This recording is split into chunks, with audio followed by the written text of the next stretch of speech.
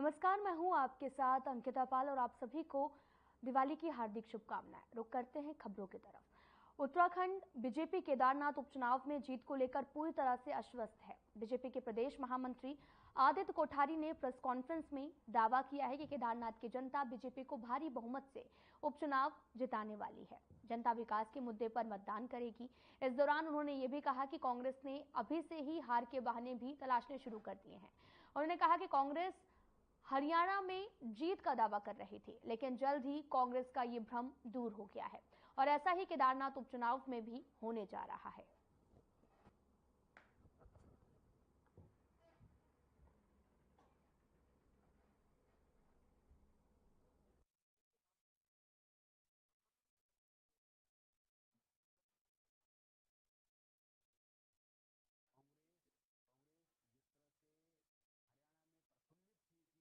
सरकार बनने जा रही है।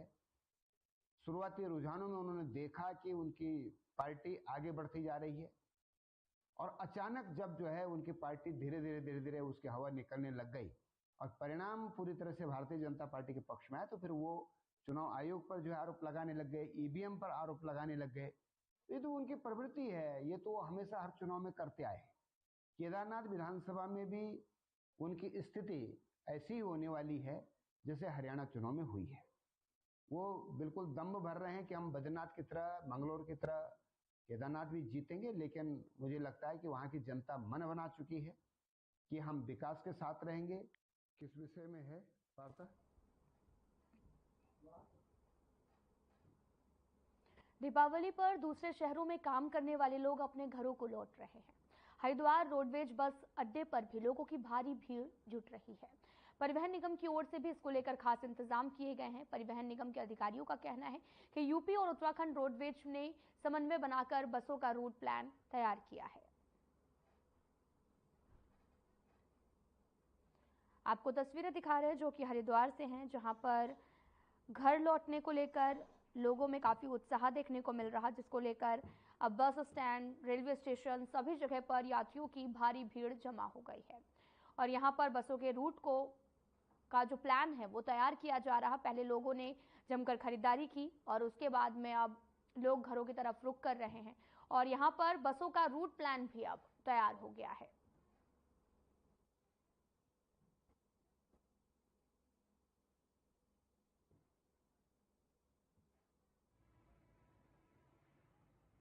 लिए उत्तराखंड परिवहन निगम ने जो है विशेष रूप से व्यवस्था की है। ऐसे यात्रियों को सुगम सुविधा उपलब्ध कराने हेतु जो है चालक परिचालकों के अवकाश प्रतिबंधित किए हैं और जो बसें हमारी ऑफ रोड थी सभी को ऑन रोड किया गया है ताकि यात्रियों को किसी प्रकार की कोई परेशानी ना हो जाए। किस रूट पर जो आपके सिडकुल एरिया के काम करने वाले मजदूर हैं तो उनकी भीड़ को दृष्टिगत रखते हुए जो है उत्तराखंड उत्तर प्रदेश परिवहन निगम की दोनों की जो है एक रूपरेखा जो है तैयार की गई है कि यात्रियों को किसी प्रकार की असुविधा ना हो। तो उनके लिए जो हमने नजीबाबाद और आपके धामपुर, मुरादाबाद, बरेली, आपके टनकपुर, हल्द्वानी, रुद्रपुर, लखनऊ, कानपुर वगैरह जाने के लिए जो विशेष रूप से इधर की भीड़ रहेगी।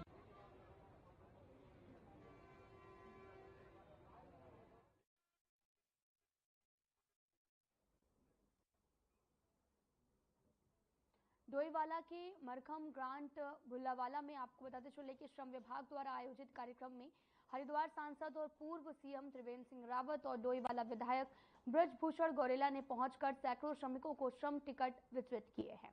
इस दौरान सांसद त्रिवेंद्र सिंह रावत ने सरकार द्वारा चलाई जा रही अनेक योजनाओं के बारे में जानकारी भी दी है और साथ ही सभी श्रमिक ज्यादा से ज्यादा योजनाओं का लाभ ले सकें। श्रमिकों के लिए केंद्र सरकार द्वारा चलाई जा रही श्रमिक बीमा योजना एक वरदान साबित हो रही है। कार्यक्रम से लेकर इंस्पेक्टर आनंद शेखर ने बताया कि क्षेत्र में तमाम ऐसे कैंप लगाकर श्रमिकों को लाभ दिया जा रहा है और इसी कड़ी में यहां पर 400 श्रमिकों को लाभ दिया गया है और आगे भी इस तरह के कैंप क्षेत्र में आयोजित होते रहेंगे।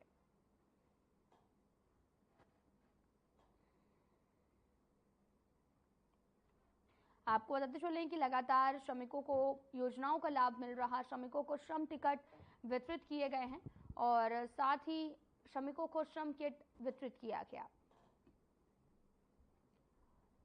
सांसद त्रिवेंद्र सिंह रावत भी मौके पर मौजूद रहे और यहां पर श्रमिकों को योजनाओं का जो लाभ है वो मिल रहा है।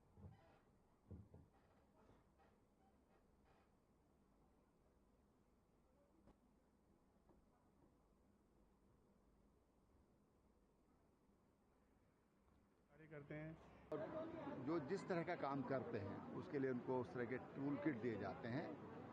और एक महिलाओं के लिए जो सैनिटरी नैपकिन का जो एक बहुत अच्छी शुरुआत की है ताकि उनका जो स्वास्थ्य है वो स्वस्थ रहें। आज सर्वाइकल कैंसर काफ़ी देखा गया और वो भी ज़्यादातर जो गरीब तबके के लोग हैं, श्रमिक लोग हैं, तो उसके लिए सैनिटरी नैपकिन की जो व्यवस्था की गई है। आज श्रम विभाग की तरफ से सामान का वितरण किया गया, जिसमें हमारी पंचायत के वार्ड मेंबरों ने और हमारे द्वारा खुद इसमें बहुत प्राथमिकता दिखाते हुए इस कार्य को किया और कम से कम 400 आदमियों को निःशुल्क किट बांटी जा रही है और इसमें कोई किसी से पैसा नहीं लिया गया। और माननीय त्रिवेंद्र सिंह रावत जी का और बृजभूषण गहलोत जी का मैं तहे दिल से धन्यवाद करूंगा कि उन्होंने अपना व्यस्तम समय में से यहाँ समय निकालकर हमारे प्रोग्राम में शिरकत की। त्योहारों का भी समय था लेकिन वो यहाँ पर आए, मैं उनका तहे दिल से धन्यवाद करता हूँ।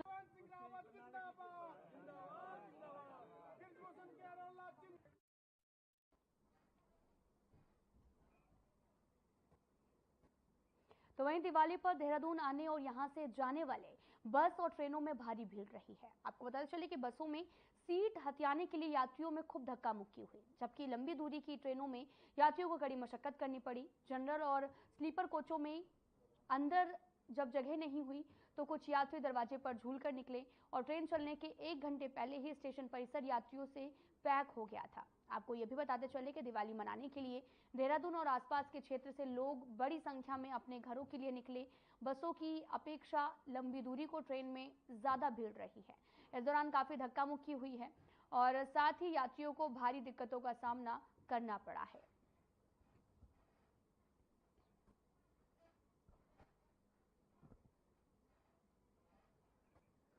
आपको बताते चले कि ट्रेनों में यात्रियों को कड़ी मशक्कत करनी पड़ रही, क्योंकि बहुत ज्यादा त्यौहार को लेकर भीड़ देखने को मिल रही, जिसको लेकर धक्का मुक्की करते हुए यात्री नजर आए और ट्रेन और बसों में भारी भीड़ भी उमड़ी है।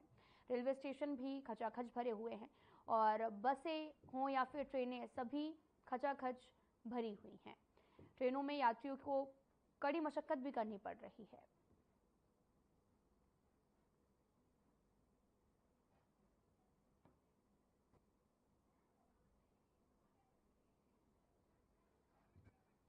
ट्रेन और बसों में भारी भीड़ उमड़ पड़ी है। तस्वीरें भी आपको दिखा रहे हैं जहां पर यात्रियों को लंबा इंतजार करना पड़ रहा। आपको बताते चले कि हर कोई घर जाने के लिए उत्साहित है और जिसको लेकर ट्रेनों में यात्रियों की काफ़ी ज़्यादा भीड़ नज़र आई। और वहीं दूसरी तरफ की तस्वीरें जो है आपको बताते चले कि यात्रियों में खूब धक्का मुक्की भी हुई। त्योहारों का सीज़न है, जिसको लेकर लगातार लोग अपने घरों की तरफ रुख कर रहे, जिसको लेकर काफ़ी लंबी लंबी लाइनें भी लगी हुई हैं।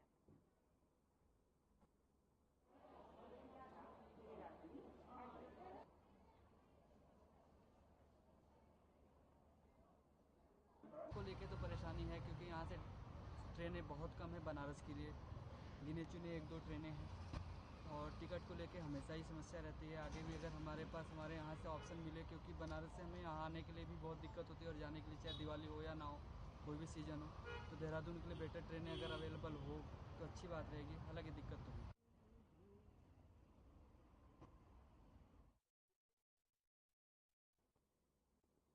दीपावली के पर्व को लेकर बाजारों में लोगों की काफी ज्यादा भीड़ देखने को मिल रही। लोग दीपावली पर दिए और पटाखों की खरीदारी कर रहे। तो वहीं उत्तराखंड के सीएम पुष्कर सिंह धामी भी परिवार के साथ दिवाली की खरीदारी करने के लिए कुम्हार मंडी पहुंचे हैं, जहां उन्होंने दुकानों से मिट्टी से बने दीपक और मूर्तियां खरीदी हैं। साथ ही दुकानदारों को डिजिटल पेमेंट के जरिए भुगतान किया है। साथ ही सीएम पुष्कर सिंह धामी ने कहा कि स्थानीय स्तर पर छोटे कारीगर बड़ी मेहनत से रोजाना जीवन में इस्तेमाल होने वाली चीजें बनाते हैं और हाथ से बने होने के चलते इन वस्तुओं की लागत अधिक आती है। उन्होंने सभी लोगों से भी अपील की है कि हस्तनिर्मित स्थानीय उत्पादों को अधिक से अधिक खरीदें, ताकि इस पेशे से जुड़े लोगों की जीविका भी बनी रहे। और सीएम ने यह भी कहा कि इससे प्रधानमंत्री नरेंद्र मोदी के स्थानीय उत्पादों को प्रोत्साहित करने के लिए वोकल फॉर लोकल के संदेश को भी अधिक बल मिलेगा।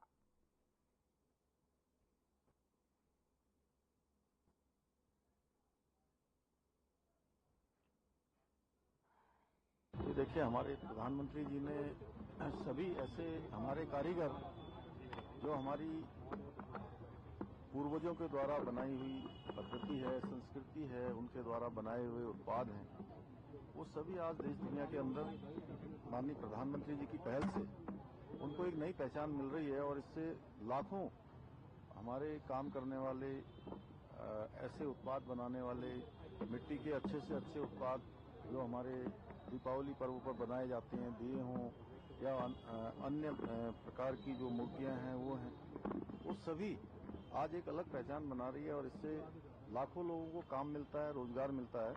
हमारे प्रधानमंत्री जी ने जो स्थानीय उत्पादों को बढ़ावा देने का उन्होंने एक संकल्प लिया है, तो हम सभी को वो उस दिशा में प्रेरित करता है, हम सबको प्रेरणा देता है।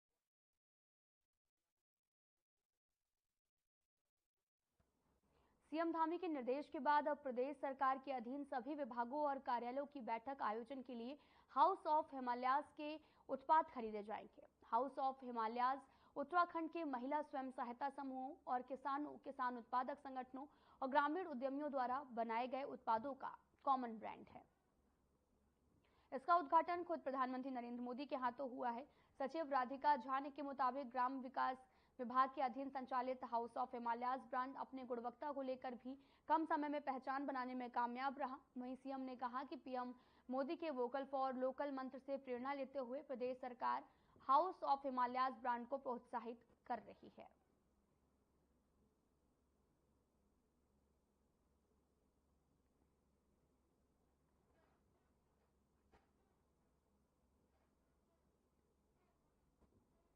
उत्तराखंड में पहाड़ी क्षेत्रों में पशुपालकों की आय बढ़ाने के लिए सरकार ने नई योजना बनाई है। चीन की सीमा पर तैनात आईटीबीपी की टीम की मदद से पहाड़ के पशुपालकों की आयु बढ़ेगी। उत्तराखंड में आईटीबीपी यानी कि भारत तिब्बत सीमा पुलिस पिथौरागढ़, चमोली, उत्तरकाशी में तैनात है और अब आईटीबीपी की मदद से पहाड़ में आर्थिक स्थिति है वो मजबूत होगी। उत्तराखंड सरकार ने कैबिनेट बैठक में ये फैसला लिया है कि आईटीबीपी के लिए मटन और चिकन के साथ फिश की सप्लाई भी की जाएगी और साथ ही आईटीबीपी और उत्तराखंड के पशुपालन विभाग के बीच में करार हुआ है, जिसके तहत में पहाड़ के हिमालय क्षेत्र से मांस की सप्लाई आईटीबीपी को की जाएगी।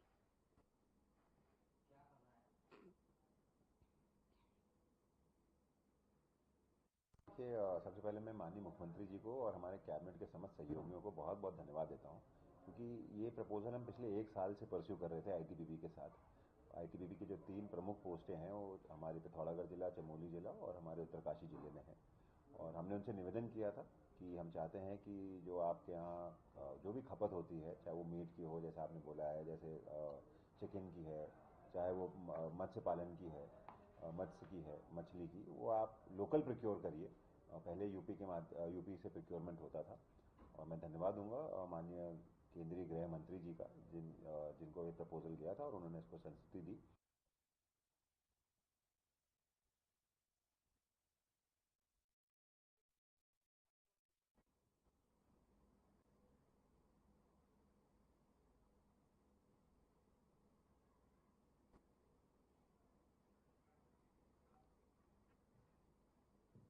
खबर देहरादून से है, जहां पर शिक्षा एवं स्वास्थ्य मंत्री डॉक्टर धन सिंह रावत ने ऋषिपर्णा सभागार में शिक्षा एवं स्वास्थ्य विभाग की संयुक्त बैठक ली है। बैठक में जनपद की शिक्षा और स्वास्थ्य व्यवस्थाओं की समीक्षा कर विभागीय अधिकारियों को जरूरी दिशा निर्देश दिए गए हैं। बैठक में अस्पतालों में चिकित्सकों और साथ ही पैरामेडिकल स्टाफ की 100% नियुक्ति करने, निर्माण कार्यों को समय पर पूरा करने और अस्पतालों में नियमित साफ सफाई की व्यवस्था करने, मरीजों को स्वास्थ्य योजनाओं का लाभ पहुंचाने के निर्देश दिए गए हैं। साथ ही मुख्य चिकित्सक अधिकारी को दिए गए हैं और इसके साथ ही विद्यालयों में शिक्षकों की कमी को दूर करने, क्लस्टर विद्यालयों और पीएम श्री विद्यालयों के निर्माण कार्य जल्द पूरा करने के निर्देश दिए गए। साथ ही शिक्षा विभाग के सभी अधिकारी भी यहाँ पर अधिकारियों को ये निर्देशित किया गया है।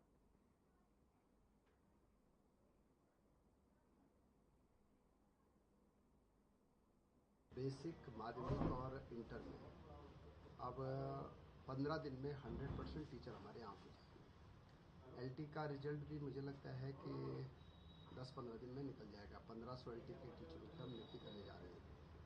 बाकी हर स्कूलों में फर्नीचर देना है, बिजली का कनेक्शन देना है, पानी का कनेक्शन देना है, वहाँ पे खेल का मैदान बनाना है, सरकार की प्राथमिकताओं में है। फिर स्वास्थ्य विभाग में भी हम जो डॉक्टरों का गैप था वो भी पूरा करने जा रहे हैं और नर्सिंग स्टाफ भी अब हमारे यहाँ लगभग पूरा हो गया है। एनएम भी हम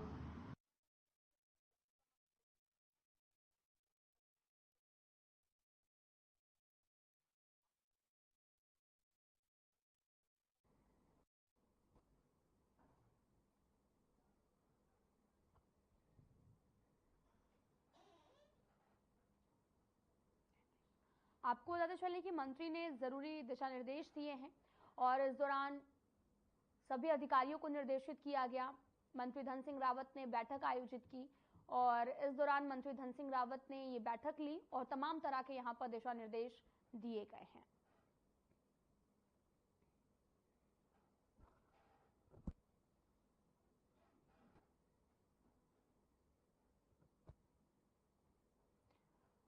आपको बताते चले कि विभाग के अधिकारी भी शामिल हुए।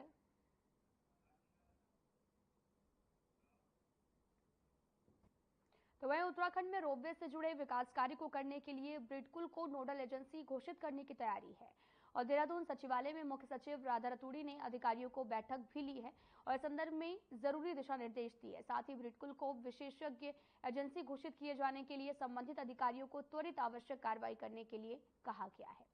दरअसल उत्तराखंड में रोपवे विकास से जुड़ी कई योजनाएं गतिमान हैं। साथ ही पर्वतीय राज्य होने के चलते रोपवे प्रोजेक्ट राज्य के लिए काफी अहम भी है और इसी को देखते हुए उत्तराखंड सरकार भी रोपवे प्रोजेक्ट में तेजी लाने के लिए समय समय पर कई निर्देश जारी करती रहती है।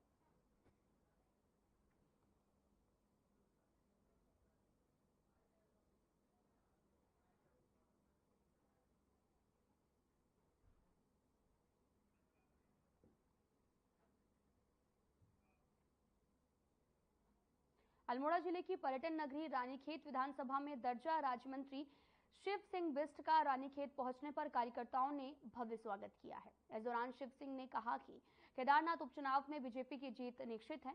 उन्होंने कहा कि 2022 के विधानसभा चुनाव में भारतीय जनता पार्टी ने केदारनाथ में जीत दर्ज की थी। प्रदेश के मुख्यमंत्री पुष्कर सिंह धामी केदारनाथ धाम की लगातार चिंता करते रहते हैं।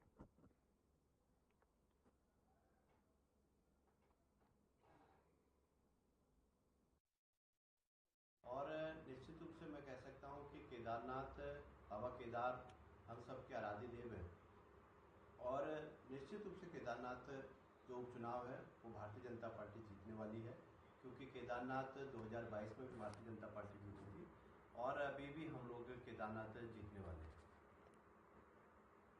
हैं। वो दोनों सीटें पूर्व में भी कांग्रेस के पास थी। कांग्रेस अपनी सीटों को कांग्रेस ने जीता है और मैं मानता हूं कि केदार बाबा हम 2014 में अगर 13 की जो आपदा है उस आपदा को देखें और उसके बाद आज की केदारनाथ को देखें, बाबा केदार की भूमि को देखें।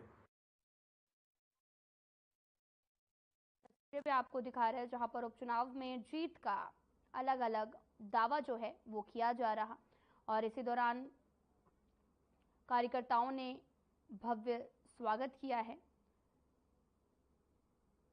उपचुनाव में सभी पार्टियां अपनी अपने जीत के दावे भी कर रही हैं और जिसको लेकर लगातार पर्यटन नगरी पहुंचे थे जहां पर कार्यकर्ताओं ने उनका भव्य स्वागत किया और जिसको लेकर आपको बताते चलें कि कार्यकर्ताओं ने भव्य स्वागत किया और साथ ही लगातार उपचुनाव में सभी पार्टियां अपनी अपनी जीत का दावा कर रही हैं और इसी को लेकर आपको बताते चलें कि लगातार दौरे किए जा रहे हैं।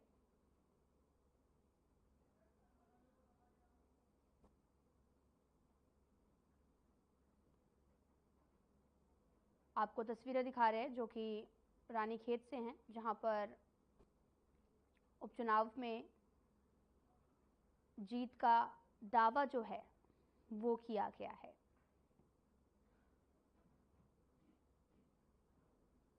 आपको बताते चलें कि उत्तराखंड के केदारनाथ विधानसभा सीट पर होने वाले उपचुनाव में लगातार वार पलटवार जारी है और साथ ही कांग्रेस ने अपने उम्मीदवार लगातार तय कर दिए हैं। तो रविवार को भी प्रदेश कमेटी के मनोज रावत के नाम के अधिकारी घोषणा भी कर सकती है।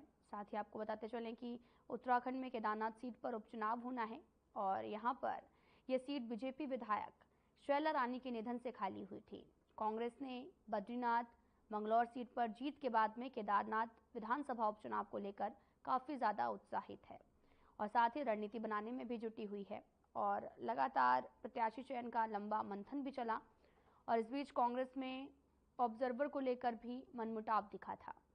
केदारनाथ सीट पर सर्वे के लिए जो ऑब्जर्वर प्रदेश अध्यक्ष ने तैनात किए उसमें प्रदेश प्रभारी ने पत्र जारी कर 2 नाम और बढ़ा दिए हैं। साथ ही कांग्रेस में उपचुनाव को लेकर अंदरूनी कलह भी शुरू हो गई है। हालांकि ऑब्जर्वर की अगर बात की जाए तो यहां पर 13 प्रत्याशियों का नाम केंद्रीय नेतृत्व को भेजा गया और इन नामों पर प्रदेश नेतृत्व के साथ में दिल्ली में केंद्रीय नेताओं ने भी मंथन किया है। तो वहीं हरिद्वार में नवनिर्मित मेडिकल कॉलेज की शुरुआत हो गई है। साथ ही एमबीबीएस की 100 सीटों वाले मेडिकल कॉलेज में कुल 90 छात्रों ने एडमिशन ले लिया है। कॉलेज में मेडिकल की पढ़ाई भी शुरू कर दी गई है। बाकी सीटों पर जल्द एडमिशन प्रक्रिया शुरू हो जाएगी। मेडिकल कॉलेज के प्रिंसिपल डॉक्टर रंगील रैना ने बताया कि मेडिकल कॉलेज में शिक्षण कार्य सुचारू ढंग से कराया जा रहा, छात्रों को पढ़ाने के लिए पर्याप्त फैकल्टी भी यहां पर मौजूद है।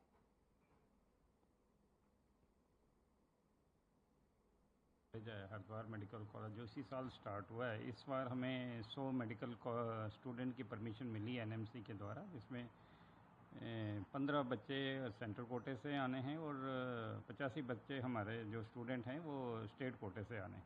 तो इस टाइम तक हमारे 85 स्टूडेंट जो स्टेट के हैं उनमें से 82 बच्चे आ चुके हैं, तो 3 और बच्चे अभी बाकी हैं। जो भी हमें यहाँ पे फर्स्ट 3 सब्जेक्ट होते हैं जो एनाटॉमी, फिजियो, बायोकेम होते हैं।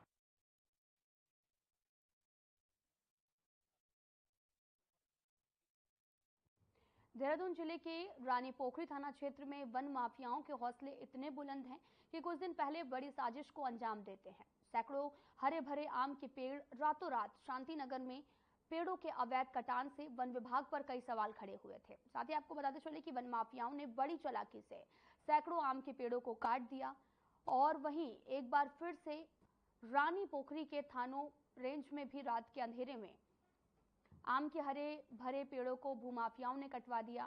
साथ ही रानी पोखरी मेन चौक के पास में एक और आम के बगीचे को उजाड़ने की साजिश की गई। वहीं भूमाफिया जो है वो लगातार सक्रिय हैं। इसमें दर्जनों आम के हरे भरे पेड़ों को काटा गया है।